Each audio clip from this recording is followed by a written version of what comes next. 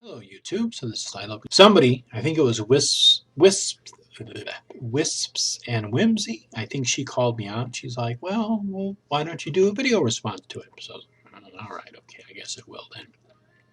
So I know that there are other videos out there on if you are looking for a coven, or what to expect if you ever do join one, or what are some warning signs about a coven that might not be all that good, and what are the benefits of joining a coven? The experience that I have is I had formed a coven back, I think it was 86 or 87, and it was just me and two other friends, and we had a couple of friends come and go, and we basically just we got this book by which is Bible Complete by Janet Stewart Farrar, which is actually two books in one.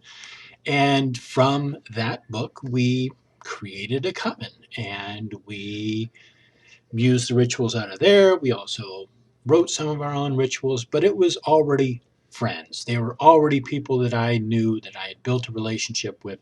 So it was very easy to feel comfortable. I know that for myself, I still had my own solitary practice. I still had an altar somewhere.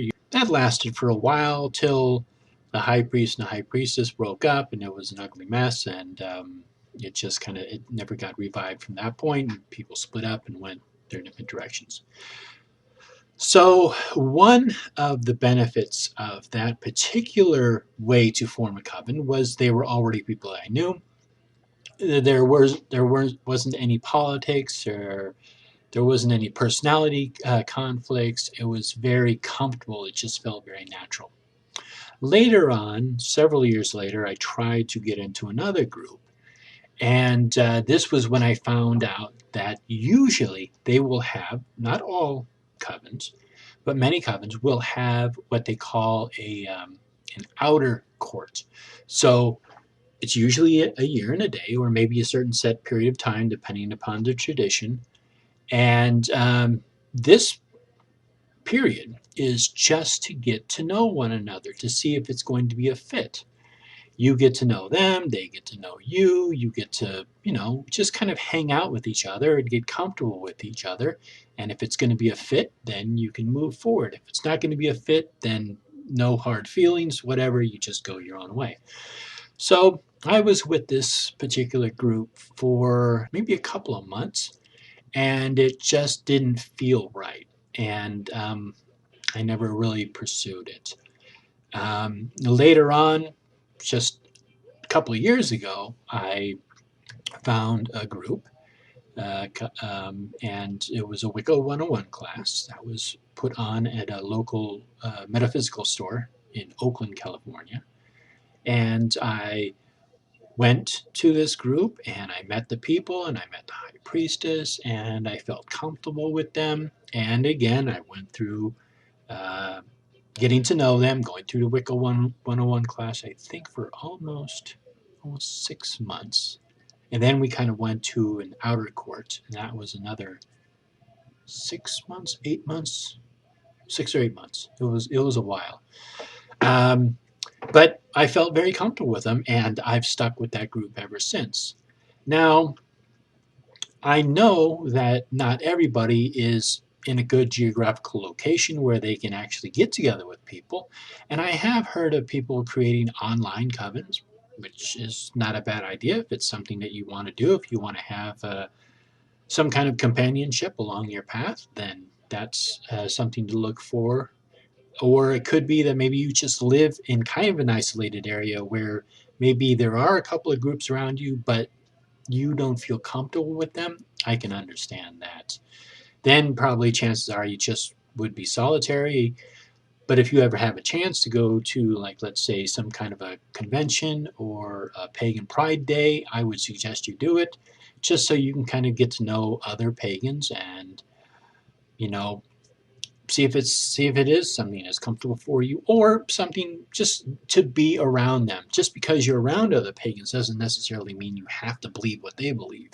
Now, Some of the things to understand about covens is you want to ask a lot of questions. If they are the type of group where they're expecting you to robe up with them and start casting the spell, back off. That's not how a good coven works. A good coven will tell you up front exactly what their tradition is, what they believe, who they are, and what they will expect of you. And there will be probably just a period of getting together, drink coffee, chatting, whatever, getting to know each other before you actually get into circle together. And ask questions about what they expect. First of all, does it cost anything? And if it does cost, what does that money go to? Does the money just go into their pockets, or does it actually go to cover expenses like, let's say, maybe renting a room that they're circling in or that you're just meeting in? Does the money go to cover snacks, candles, incense, other consumables that may be used in circle? Um, Another good question is, do they practice skyclad?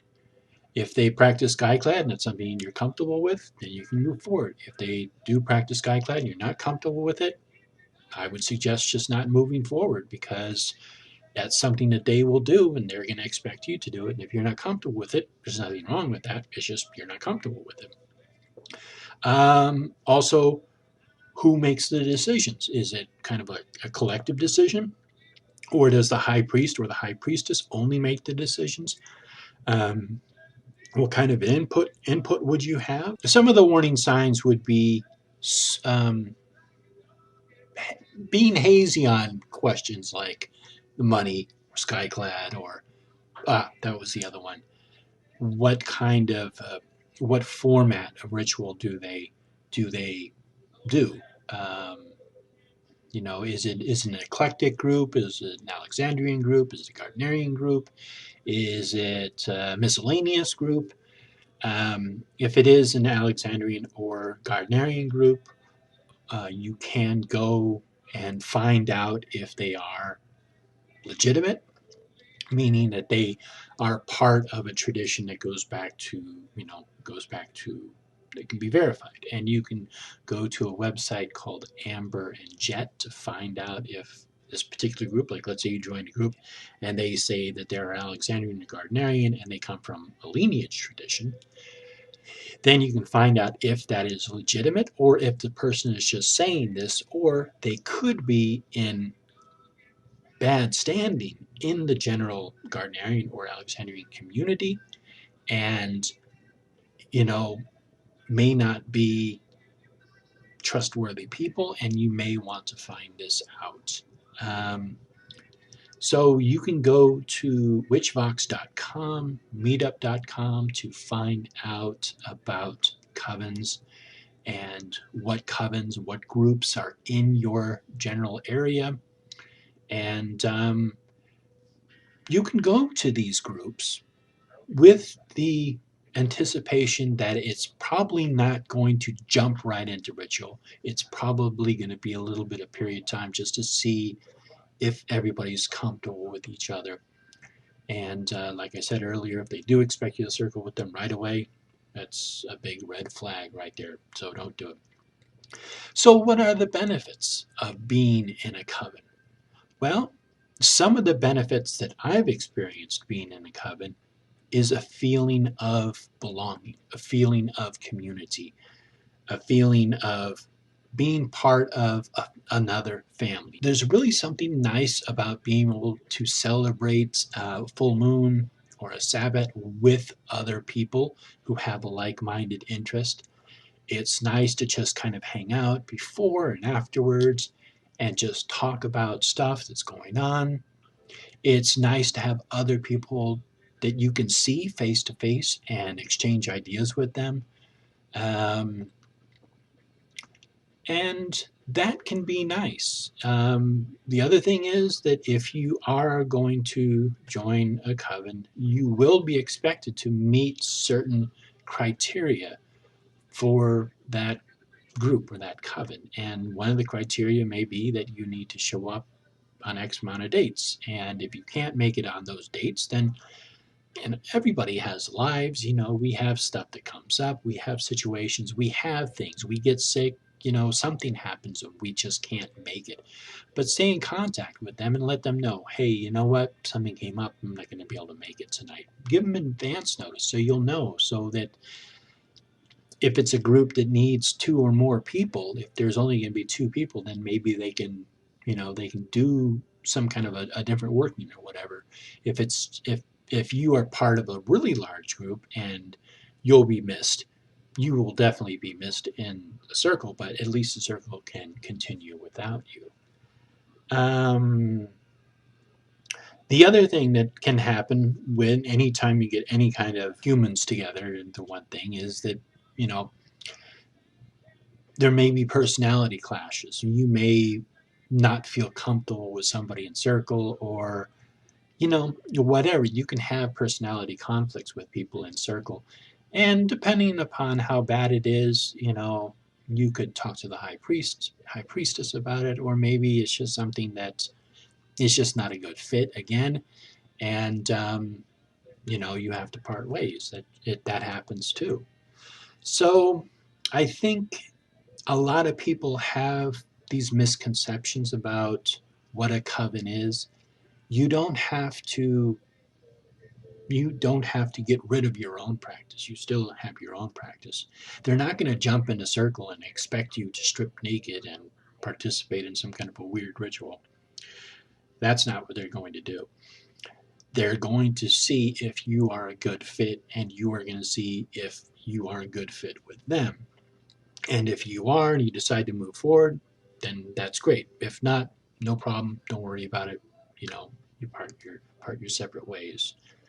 Now, as for particular, this is something else I heard in some of the videos, was this idea that your rituals, you would have to get rid of your own rituals or get rid of your own beliefs or your own way of practicing, and that's not true.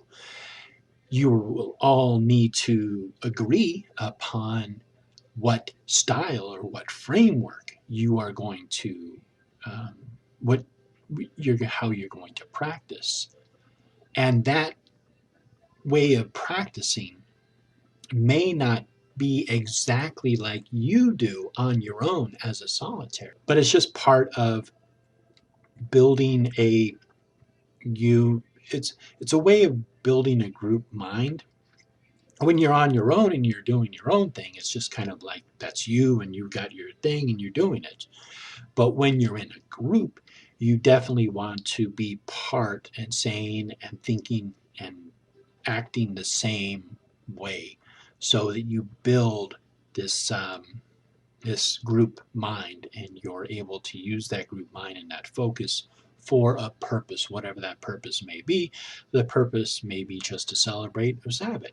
The purpose may be to help somebody find a job, or to heal somebody, or, you know, do something for somebody. So you need to be able to form that group mind. Now, covens are not for everybody. And, you know, if you are somebody who doesn't feel comfortable joining the coven for whatever reason, you don't have to. I don't think there's anybody who's going to, well, anybody who's worth their salt, who's going to judge you and say, well, if you're not part of this tradition or you're not part of a coven, then you're not a real witch. That's their problem. That is really their problem. They need to figure out what it is that they believe a witch is. I think that you can be a very successful, a very happy, a very powerful witch on your own as a solitary. You do not have to be part of a certain tradition or a certain path or a certain coven to be a witch. That's just not the way it is. So I guess that's pretty much about it. I hope I may have covered everything, but feel free to IM me or post a comment on this below in the description box, or you can IM me privately if you have any other questions. I'd be happy to answer them for you. If I can't answer your question, I'll just tell you, hey, you know what? I don't have an answer for that. So yeah, okay. Thank you so much, and blessed be.